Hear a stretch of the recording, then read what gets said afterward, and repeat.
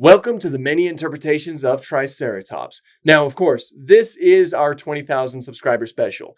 Thank you to everybody who has subscribed to the channel. Thank you to everybody who watches the videos. That really does mean a lot to me. This is an absolutely massive milestone for the channel, at least, for me. So, once again, I really do appreciate it. I'm glad that, there are people who do get some enjoyment out of my videos. And, that's something that is just really, really awesome to me. Just thank you. Of course, this video is extremely late. It was supposed to go up about a week or so ago, depending on when I get it up. And there's a lot of different reasons why it was delayed so much, mostly just a lot of personal life reasons. There's a lot of things that have happened over the past week. And plus, this is my second time recording this. I just wasn't too happy with the first recording, so we're trying this again. And it's a longer video, of course. I have trimmed out a lot of the fat. We're not going to be including every single depiction to ever exist because then I'll just get a little bit too repetitive in what I'm saying. So I've chosen just a certain amount of things, and that's what we're going with for this video. But we have some awesome ones here. Also on top of that, I don't know if I'll be able to include the video games in this portion, again, because that just kind of extends it. And there's also a lot of video game depictions that I think deserve their own video as well. So this might be a two-part video, but in this one, we will be covering on-screen appearances, that being from movies, shows, and documentaries, and all that good stuff. So enough rambling. Let's get right into it. One of our first depictions of the animal was the Ghost of Slumber Mountain. Of course, this is a stop-motion Triceratops, and as per usual, with the way that most of these lists start, is that they are very dated. Our ideas of the way that these dinosaurs have changed so much since they were first discovered and first shown on media. This Triceratops is a pretty good example of that. It's got a pretty slouched body, a very low to the ground head, but the head looks pretty good. I'm a big fan of that head. And the stance is a little bit more sprawled, even though it's not as sprawled as it will be in later depictions, such as in Monsters of the Past. It's a little bit sprawled right here, not as much as it will be in later depictions, but this is also a good example of the way that these animals used to look in media, the way that we perceived them at the time with the available fossil material. And then in The Lost World, released in 1925, there are these fellas right here. I really like the way that their heads look. They have an elongated snout, and of course the three-horned face. Triceratops does stand for three-horned face, and that's because it had three horns on its face. It had those two brow horns as well as a nasal horn, as well as an iconic frill that was attached to its skull and, could have been used for defense. Now, this is a prime example of the sprawled stance. You notice how their legs go out to the side like this, and they're very low to the ground, very lizard-like. There was a point in time when it was believed that dinosaurs were at the very least lizard-like reptiles, and so it was thought that they shared a lot of anatomical features that were similar to lizards, like the dragging tails and, again, the sprawled stance. We now know that's not the case. For the most part, Triceratops would have had more of an upright stance and tails that weren't dragging the ground. But I really like the way that these guys look, especially in the skull, and it looks like they have large scales, which that's probably something we'll get into more in the future. After that, we have King Kong. I also like the way that this guy's skull looks. And it also does have those epiparietal episquamosos, I think is how you pronounce them. But basically, those are those kind of like tiny little spikes, those tiny little structures that are on their frill. That is something that Triceratops did have. Though, the way that it would look, depending on the animal's age, would vary. That's something that we'll probably get into more as the video progresses. But another fine addition right here. And then it seems like there was a Triceratops in Mothra. In Mothra 3, The Birth of Mothra 3. This one looks really cool too. It looks like a practical effect, which is always awesome. All of these guys have been practical thus far, but this is another one that's practical. I like the way that the frill looks. It has some nice little kind of like bumps going down, like as it leads into the animal's skull, leading from the top of the frill. It has those epispitals up on its frill. I'll just call them spikes for sake of brevity. Whenever I'm referring to spikes, I'm just talking about those structures on their frill. And it looks like it's being chased by a T-Rex that is very reminiscent of the Jurassic Park T-Rex. Thought I'd mention that. I don't know why. Then in Fantasia, we have a very hefty boy right here. Again, just a product for its time. It's got a sluggish looking body, the sprawled stance. I think a dragging tail and everything. And the spikes on its frill are looking pretty good. It also looks like the frill horns, or the brow horns, are a little bit more on the animal's frill. They would have been positioned basically right above the animal's eye, which is why it's called a brow horn, because it's right on the brow. But still very cool to see it here. The Lost Continent has a Triceratops that I think has a pretty interesting looking frill. I like how there's like lines that lead from the spikes and like create an interesting looking texture to the animal skin on that area. Other than that, though, the whole shape of the animal is pretty consistent from what we've seen thus far. And then in Animal World, things are remaining fairly consistent. I like how long the brow horns are, though. I think that looks pretty cool right there. And the colors are pretty standard for an animal at this time. Next up is 1 million years BC. It's got a massive head, which pretty much does check out, and a body that we've seen several times so far. It also does have this kind of bumpy skin texture, which is actually pretty accurate to the animal for the most part anyway. Triceratops seem to have like small scales, a ton of small scales across the body, and then just random large scales that were kind of pebbly, that were just random across the body. Probably see that a little bit more. It also fights a Ceratosaurus in this movie, two animals that did not meet each other. There was millions of years in between these dinosaurs. You know, they were pretty separated, but you know, that's a cool pairing because of that. I have to mention the last dinosaur because this looks like it's a giant suit, similar to how the T-Rex looks in this. I assume it's the type of suit that has two folks in it, which is just amazing. So here's this. And then we'll go ahead and switch it up a little bit here. We have a Transformers Triceratops that looks a lot like this. So this is the most unique one that we've seen so far. It's got everything that makes a Triceratops, like the three-horned face and the frill. And, the body's pretty consistent, but it is a giant robot. So there's that fact. The Flintstones has all kinds of different Triceratops with various different designs. You might even be able to consider these some types of different Ceratopsians, if you wanted to, really. There's this type of green one. We have like more of a purple one. There's a blue one right here that I think looks really cool. We have this other blue one that, he's got personality. And then there's also this type of reddish one right here. All of them have like different skull structures almost, and they just vary greatly from each other. So really, depending on how you like your Triceratops, you got a lot of different options here. And then in Teenage Mutant Ninja Turtles, I definitely need to mention the Triceratons, this alien race that have Triceratops heads. It's amazing. Most of the iterations that I've seen them in, I think they look pretty good, like from the 2012 CGI show, as well as the 2D version of it. And I believe they do make appearances in the comics, of course. They look really cool. It looks like they have a little bit of gladiatorial influence depending on their depiction, and they're incredibly stylized and one of the most fun designs on here. And then there is the Land Before Time. So first of all, there is Sarah, of course, one of our main character dinosaurs. She is certainly a younger Triceratops, and what I think is cool is how much she's different from the adult. I mean, that applies to all of the kids. I think I've said that for practically every single one of them so far.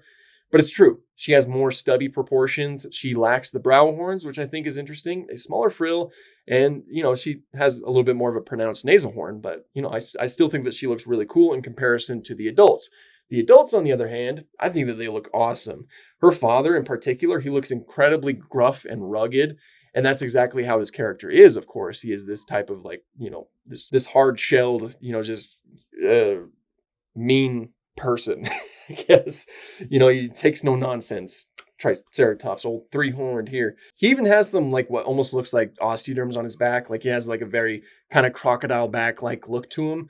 And his head looks pretty good. I mean, his brow horns are raised a little bit higher, but for the most part, I think that he looks really good. There's also Tria, of course. She shows up in a later one, and she has a more of a pink coloration going on. And I think that they look really good. I think the whole shape of them looks awesome. They're very stylized for the show, and they might be one of my favorite Land Before Time designs. I think that I like them. I think they look cool. Then there's Dinosaurs from 1991. Somehow I have not talked about this yet, and honestly, I have no idea how that even happened. I'm pretty sure I've had it on the list for previous many interpretations of videos, but somehow it just never happened. Anyway, there's Bradley here, another anthropomorphized Triceratops. He looks a lot like this. He's got these long, the spikes on his head are a lot more like Styracosaurus. And there is probably a little bit of comparison you can make with that with another genus of another possible genus of a ceratopsian. Some folks did mention this dubious genus of ceratopsian in the Styracosaurus video, and that is Agathamus. Now, Agathamus is an interesting ceratopsian because we don't really have much from it. It's a very fragmentary animal. It is believed to be a ceratopsian, but all we have are post-cranial remains. We don't have a skull associated with the animal. So really, we don't know what the animal truly looked like, or if it was even its own genus. It very well could just be synonymous with Triceratops, which means that it could simply just be Triceratops. Now, of course, I'm sure that some of you have seen some reconstructions that look like this, that basically looks like what you get when you cross a Triceratops with a Styracosaurus. And I believe that skull that it has present right there was a skull that was discovered and was thought to be an Agathamus skull, but was later, I believe, identified to be Styracosaurus, hence those long, spikes on its frill. So in terms of this video, I won't really be mentioning Agathamus as its own thing because that ground is just a little bit shaky. There's really not too much I can say, with that. There's just so much that we don't know about it, or even if it exists as its own genus. But for now, we'll just include this right here. We'll include this reconstruction of Agathamus. That's what this fella kind of looks like. He looks like one of those older reconstructions that would be Agathamus, possibly Triceratops. Anyway, he's got the brow horns and he has a nasal horn. And it's just really fun to see a type of Triceratops in a frill. I do like the spikes that extend from his frill. Kind of gives him like a really kind of interesting looking appearance. Has a really cool looking silhouette because of that.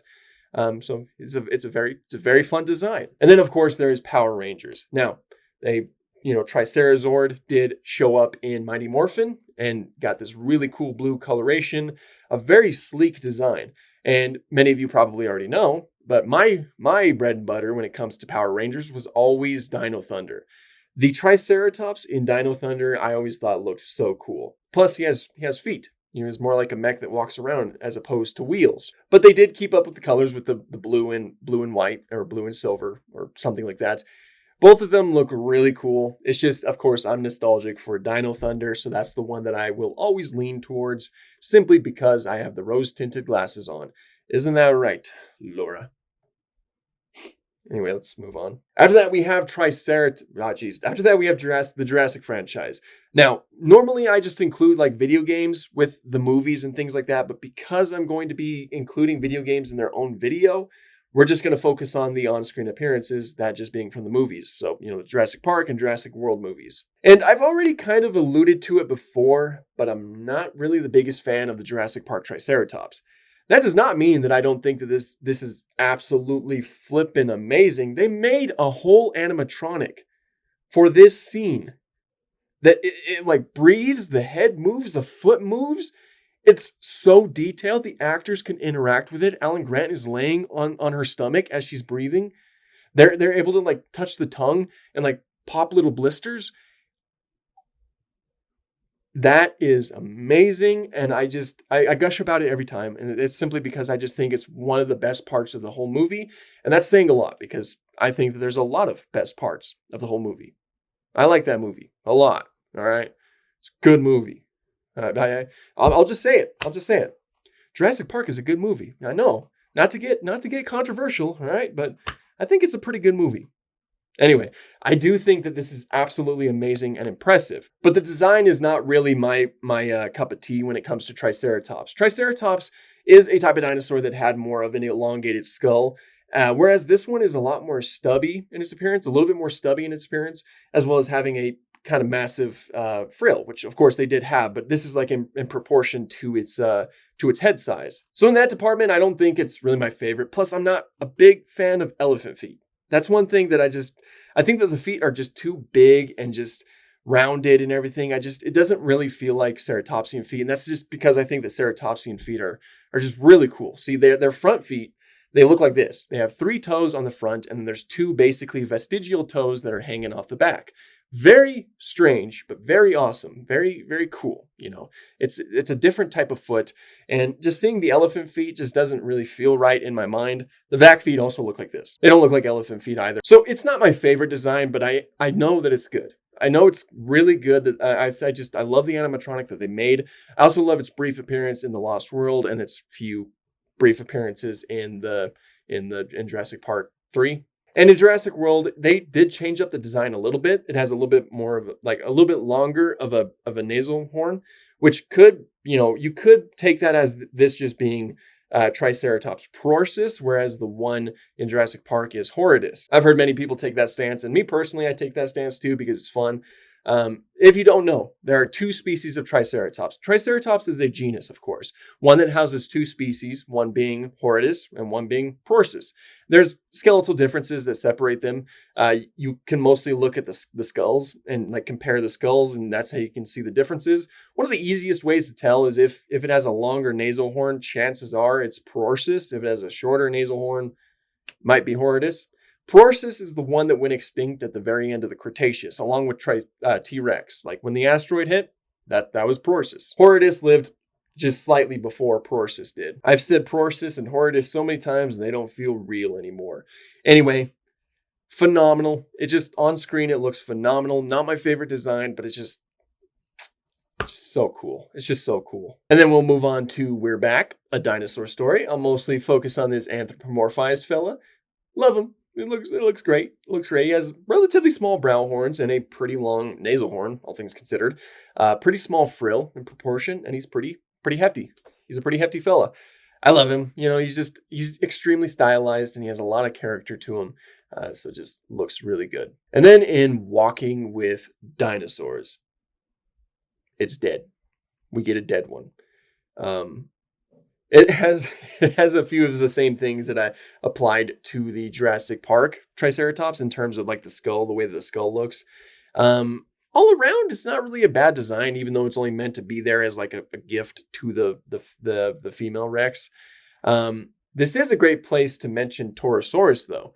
Torosaurus is probably a dinosaur that I need to mention because there is that old hypothesis that Torosaurus is simply just a fully grown Triceratops.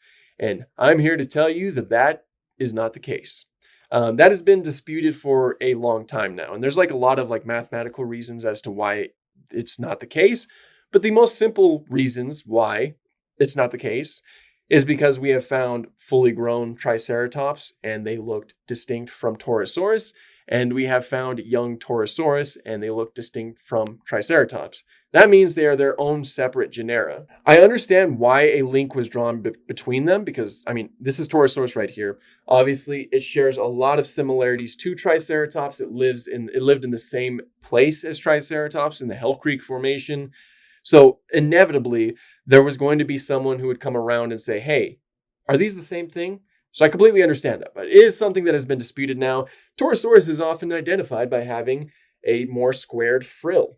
Triceratops, its frill was a little bit more rounded. I don't have a Triceratops figure, so I can't show that. I was going to get the Beast of Mesozoic one, but then I chickened out. So here we are with just Torosaurus. But doesn't this look cool? This looks cool. But yeah, Torosaurus is not Triceratops. That is, they are completely separate, which is honestly awesome. That two dinosaurs, two separate genera, lived in the same time and place, and they look dissimilar, but like, just imagine what would happen between them. Like there was probably confrontations. There might have been like some territorial things going on. Imagine that. We needed a Walking with the new Walking with Dinosaurs that's coming out. You know, the 2025 one, the remake. We need to have like a moment where Triceratops and Torosaurus confront each other. It'd be a great educational place to help everybody kind of like separate the two genera from each other, note the differences between them, and you'd get a really cool story out of it. You know, like territorial disputes and stuff like that. I don't know. I think it'd be kind of fun. But yeah. This Triceratops is expired and its design does not look too bad. We just spend more time with Torosaurus in the episode. Then we have When Dinosaurs Roamed America. Now, this is the first design that I think genuinely looks great. Like, I think it looks really, really, really good. The skull is a little bit more elongated. It has a pretty large frill with those occipitals or spikes just kind of like fused to the frill. This is kind of like a great place to bring that up. Those spikes on their frill, they had them for basically the entire animal's life. Like they were present for almost the whole animal's life. When they're young, they were huge and spiked. Basically, they were sharp.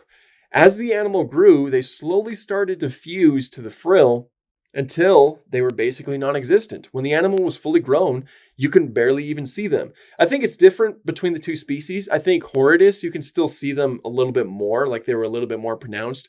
Whereas with Prorsus, they were basically not even there anymore. Like they completely fused to the animal's frill. Triceratops ontogeny, which is, you know, the growth stages, the changes that the animal makes as it grows is so fascinating. I love it. I love diving into it. One of the books I have up here, I'll I'll throw a picture up. It's Saurian, a field guide to Hell Creek. It shows off the growth stages for Triceratops in a very good way. Highly recommend checking that out if you ever get the chance. Anyway, those are kind of present here. It looks like they're a little bit more fused to the frill. They're not really spiky, that looks good. The whole body looks good too. You notice how it has like a relatively short tail? Triceratops did have a relatively short tail. In fact, pretty much all ceratopsians did. Even this Torosaurus figure did. Like, look how stubby that tail is, and that is true. That is something that was present. That's how they were. I think that the whole animal looks really good. I even think the colors are kind of cool. I like how it has some counter shading going on, and I also really like how the brow horns almost kind of fuse with the animal's head. I don't know why I like that, but I just do. I just think it looks cool. We'll go ahead and move on from that to the Legend of Tarzan. This guy looks gnarly. It looks like he has some color separating like one half of his horns from the other. It's got some like black tips on the horn. Those spikes on his frill are a lot more pronounced, as well as being a lot darker too. And the colors are really cool. Extremely stylized. A red blazing eye, or two red blazing eyes. It's got both of them. And it looks awesome. It's interesting. There's a point in time when Tarzan, the Disney Tarzan, interacts with dinosaurs.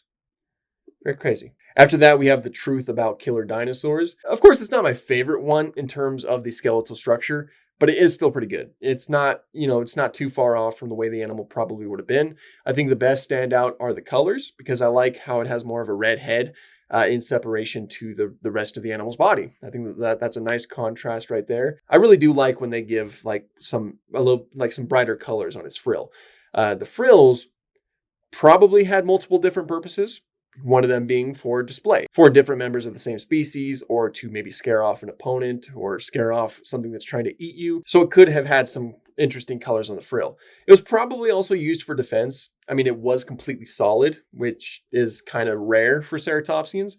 Most ceratopsians had holes in their frill, known as fenestrae, but Triceratops lacked those. So that probably reinforced them a little bit more and made them stronger. So they could have prioritized them and used them as defense more so than display, which makes sense because this is your neighbor. So I'd probably do that too. But yeah, I think it looks good. Not my favorite again, but I think it looks good. Okay, so I forgot to mention this while I was recording the actual video, but I'm just throwing it in right here. I also like that Triceratops won this fight because, more often than not, when you see T-Rex fighting other dinosaurs, even Triceratops, you'll see T-Rex emerge as the victor because, that makes sense. T-Rex is the most popular dinosaur out there. But this is Triceratops. Triceratops did have the adaptations to defend itself. It had massive horns. It had a huge bill. It had that frill. It was pretty well suited to defend itself from something like T-Rex. And chances are in the wild, a full-grown T-Rex probably would have been pretty hesitant with a fully grown Triceratops. So it probably would go after like the old, sick, and young, much like many predators do today, because there's a less chance of them being injured or, even possibly killed. So, I just wanted to bring that up here because I'm just glad that it's something that was highlighted in a documentary like this. Ooh, prehistoric park. I love prehistoric parks, Triceratops. We got Theo here. I think it looks great. Like the whole body, I think looks fantastic. The colors look awesome. Little cool in universe lore right here is that their frills change as the animal matures. It starts off one color and changes to a different color as the animal grows. They also look really the patterns look really cool in the frill. They have some like eye patterns going on. The horns look great. The shape of the skull looks great. Everything about it is just great. This is one of my favorites right here, and it's pretty high up on my list. I might as well mention this here too. They are depicted in a giant herd. Herds and Triceratops always seem like a no-brainer for most folks when we're talking about these type of dinosaurs, but we don't really know if Triceratops traveled in herds, at least in vast herds like this. Now, there are some ceratopsians that have been found in giant bone beds, like Pachyrhinosaurus or Centrosaurus. So there's reason to believe that those fellas lived in massive herds because there's, a lot of them that were just buried together, probably in flash flooding or something like that. We, of course, haven't found that of Triceratops, but I can't really say if, absence of evidence is evidence of absence. Can't really say that. But you can't really say that they did live in herds either is the thing.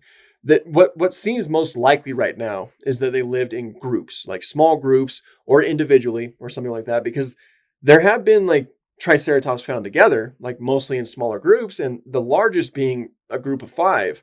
And that was a little bit more recent that has been kind of like brought to the light. But nothing really bigger than 5 right now. So it could be the Triceratops was the type of animal that kind of kept to itself. Maybe when they were younger, they traveled in small groups. But for the most part, they might have been just like solitary, just huge, beefy animals, as far as we know. Again, maybe just with small groups instead of herds. But maybe one day we will find a massive Triceratops bone bed. Of course, Pachyrhinosaurus and Centrosaurus, the other guys that have been found in herds, are the Centrosaurians, which is, that's a different lineage of ceratopsian. There's 2 different lineages, essentially. There's the Centrosaurians and there's the Chasmosaurians. Pachyrhinosaurus and Centrosaurus are both Centrosaurians. Triceratops is a Chasmosaurian. So that could be, something that divides them and makes it so that maybe the Chasmosaurians didn't travel in groups. Maybe there's something I'm missing here, but figured I'd bring it up because that's something that's often depicted. Of course, there's Dino Squat. I said I'd mention this guy. He transforms into this right here, which many of you mentioned might be Agathemus, but I already talked about that. I put it in the Styracosaurus video just to be on the safe side, and now I'm putting it in the Triceratops video just to be on the safe side. Because he, as well as having the large spikes on his frill like how Styracosaurus had, he also has the 2 brow horns like Triceratops had. So he could be Triceratops. So here he is. Very cool. And then there's Dinosaur King. So we have Chomp, the Triceratops. He looks really good. His feet are a little bit closer. And the whole shape of him looks really good. The colors are really popping. They're really eye-catching. The horns look good. The frill looks good. I like the different colors in the frill. I've also noticed while like looking into this stuff that I think it's mostly ceratopsians that are like the lightning type dinosaurs. Just thought I'd bring that up. And then we have Dinosaur Train. I like the way that they look here. Like that skull, I think looks really cool. I kind of like how it's a little bit more indented. It adds a nice different layer to it. It adds some depth to the whole design. And just the head shape looks great. I like how the brow horns kind of like go out in this direction. I like how they're curved to the younger individual. Looks like a young Triceratops. Young Triceratops looked very strange, very stubby proportions, basically no brow horns. Really no nasal horn, small frill. Triceratops growth is so interesting. You have no idea. But yeah, I think that these guys look great. I like them. And then there's Ice Age 3, Dawn of the Dinosaurs. Talk about your stylized designs. These are huge, huge frills right here. Like they almost look like bobbleheads. They do have stubby proportions. This one has a nasal horn and this one does not. Probably sexual dimorphism. Very cool. But I like them. I like them. Maybe they're Chasmosaurus. Because that shape does look a little bit more like a Chasmosaurus. But the Ice Age wiki says Triceratops, so we're going with that. But yeah, Ice Age, ladies and gentlemen. Then we have Toy Story. We have Trixie here. She looks properly like a Triceratops toy. Looks like a type of Triceratops toy that I would have when I was younger. Nowadays, she is actually a toy because they make merchandise for those movies. So works out. I never thought of that before, but imagine how easy it is to like make merchandise for Toy Story. They're literally they're just toys in the movie. So all you have to do is like make them like they were in the movie. Works out. Works out. Anyway, I like the way that she looks. She has like some hints of purple with this solid blue body. It looks like she has teeth in her beak. I don't know, guys. I think that this design kind of dropped in quality. Plus her eyes are facing forward. That's it. That's it. I just can't accept that anymore. I'm out of here.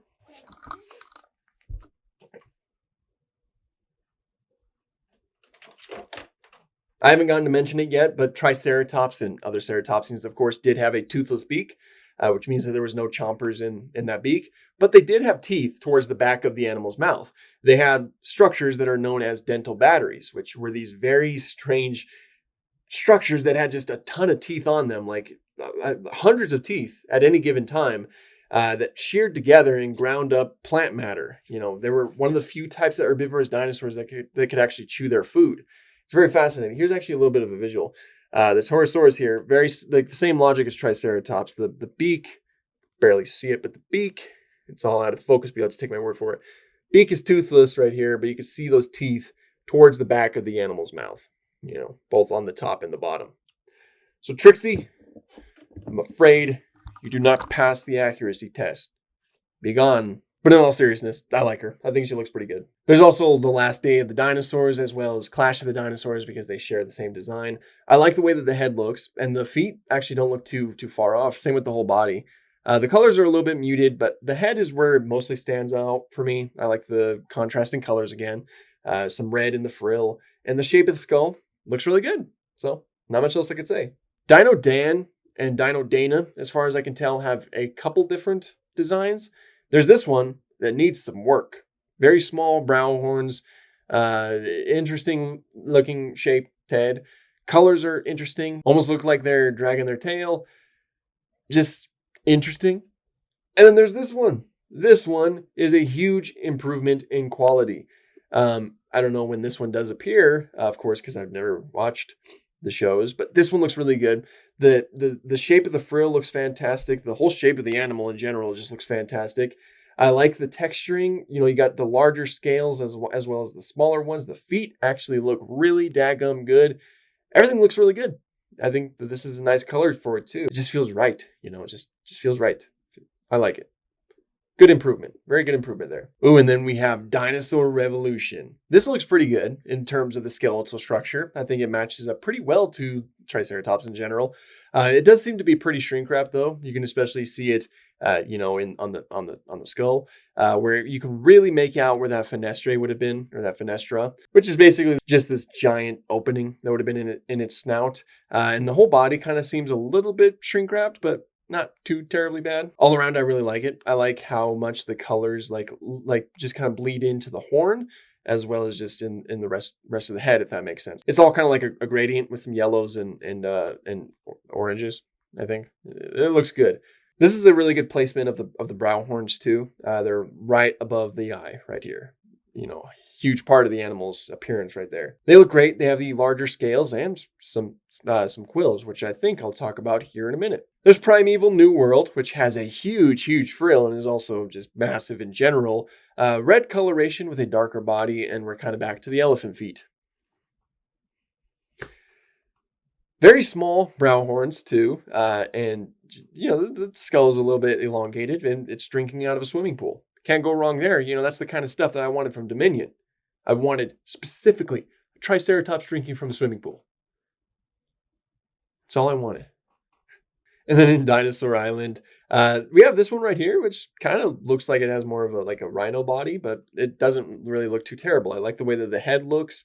It's got like a smoother frill, like it lacks those spikes. And yeah, I think it looks good. Night at the Museum, Secret of the Tomb. We have a skeleton Triceratops. Now, is this the most accurate Triceratops on this list?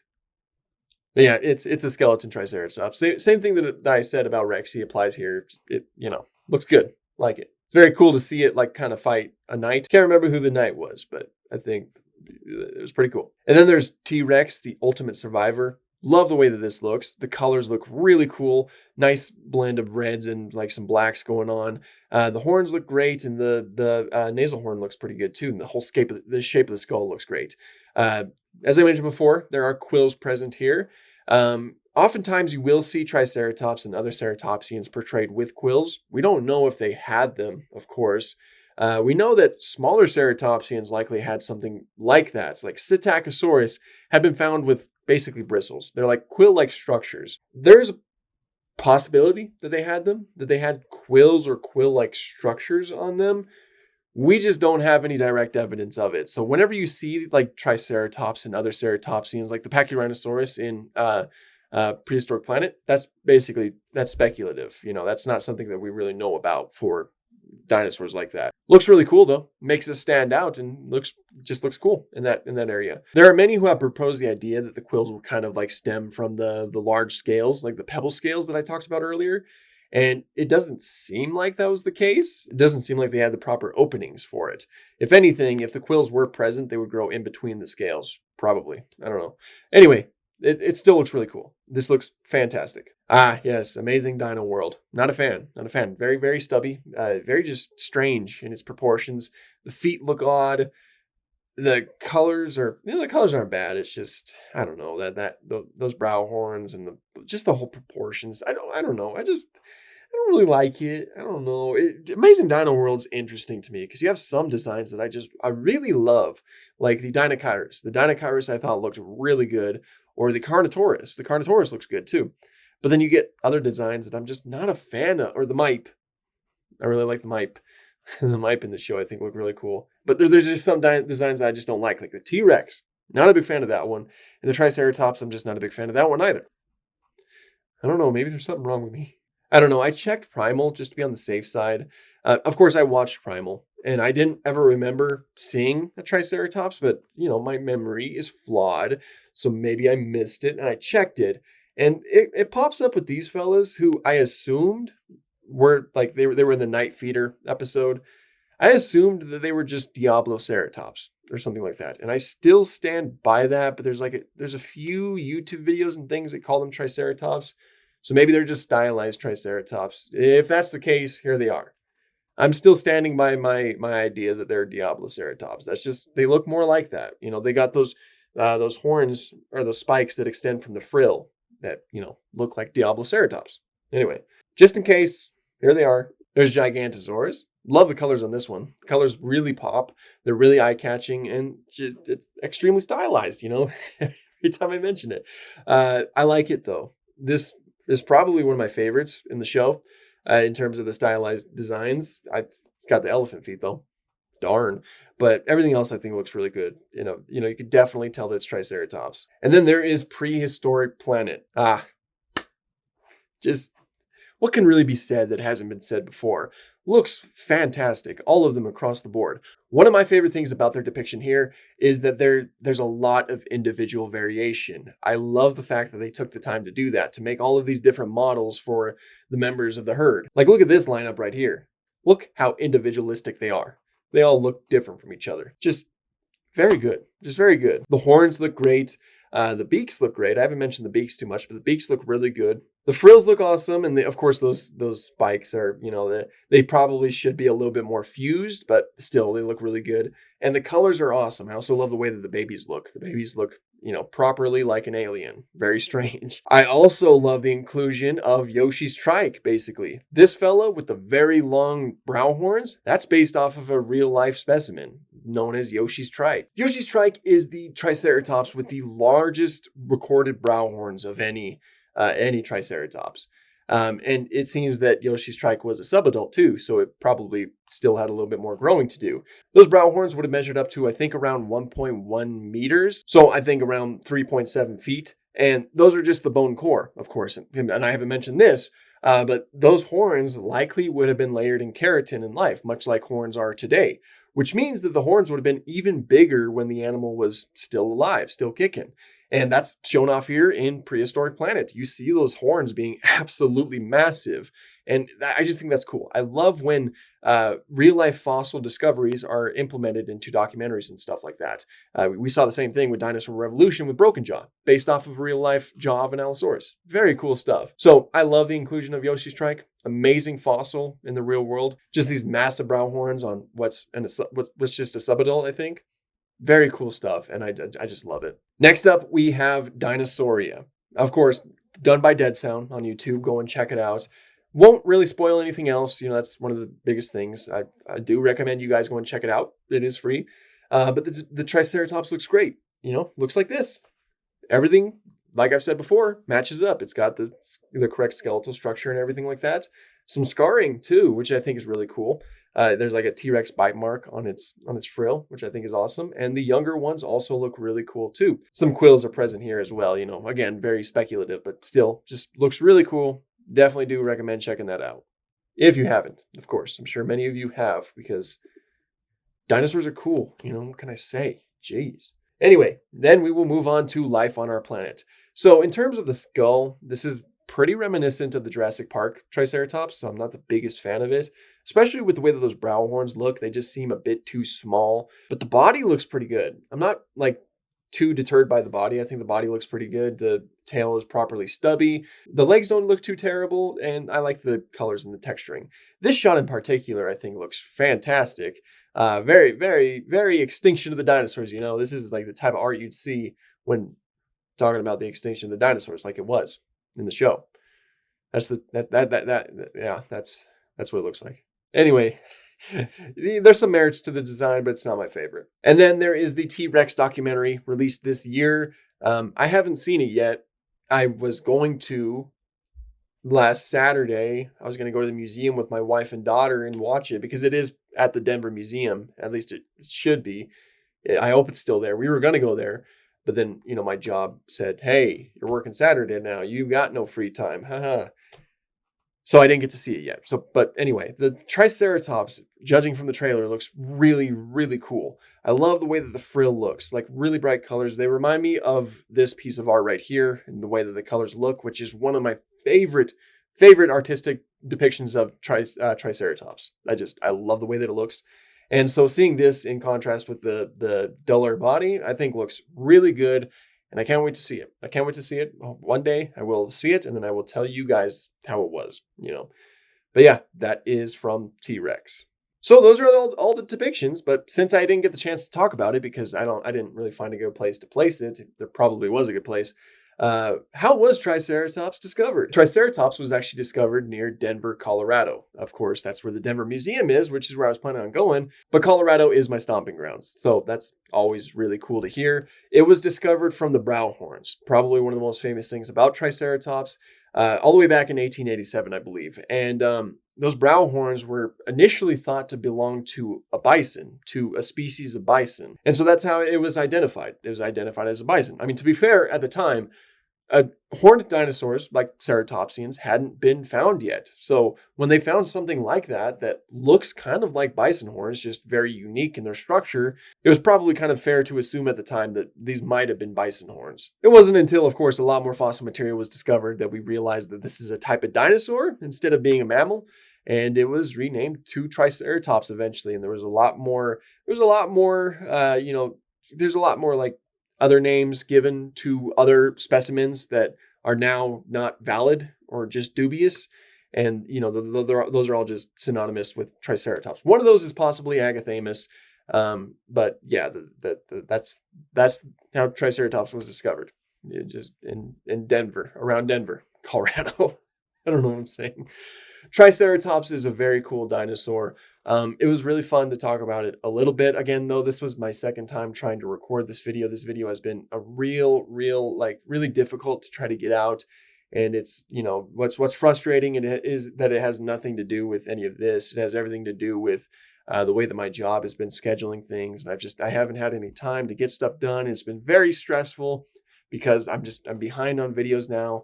And I don't like being behind on videos. And it's just, I want to get these videos out. So hopefully this video comes out at a decent time. Anyway, I hope so. I apologize for the infrequent uploads. I wanted to keep a good schedule.